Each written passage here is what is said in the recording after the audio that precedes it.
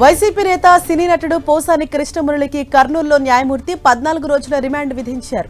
CM Chandrababu, ఉప ముఖ్యమంత్రి పవన్ కళ్యాణ్, మంత్రి నారా లోకేష్లపై అనుచిత వ్యాఖ్యల నేపథ్యంలో పోసానిపై కర్నూలు జిల్లా ఆదోని 3వ పట్టణ పోలీస్ స్టేషన్లో కేసు నమోదైంది. దీంతో గుంటూరు జైల్లో రిమాండ్గా ఉన్న పోసానిని తమకు అప్పగించాలని ఆదోని పోలీసులు జైలు సిబ్బందిని కోరారు. వారు అనుమతి ఇవ్వడంతో అదుపులోకి తీసుకుని వైద్య పరీక్షల అనంతరం పోసానిని కర్నూలుకు తరలించారు. అనంతరం న్యాయమూర్తి ఎదుట ప్రవేశపెట్టారు.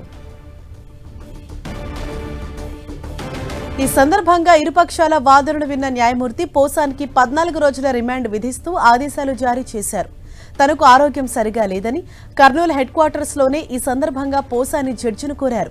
అనంతరం పోలీసులు ఆయన్ను కర్నూలు జిల్లా కారాగారానికి తరలించారు. ఈ నెల 18 వరకు పోసాని రిమాండ్లో ఉండనున్నారు. దీనిపై మరింత సమాచారాన్ని మా ప్రతినిధి ప్రసాద్ మనకు అందిస్తారు. Prasad,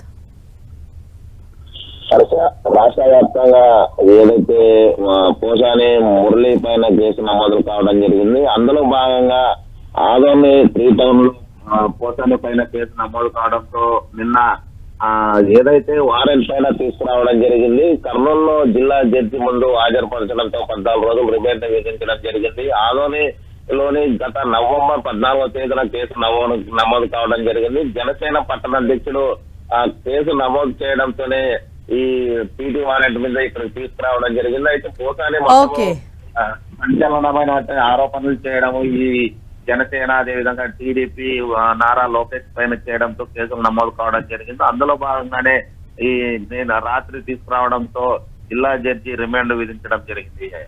thank you Prasad.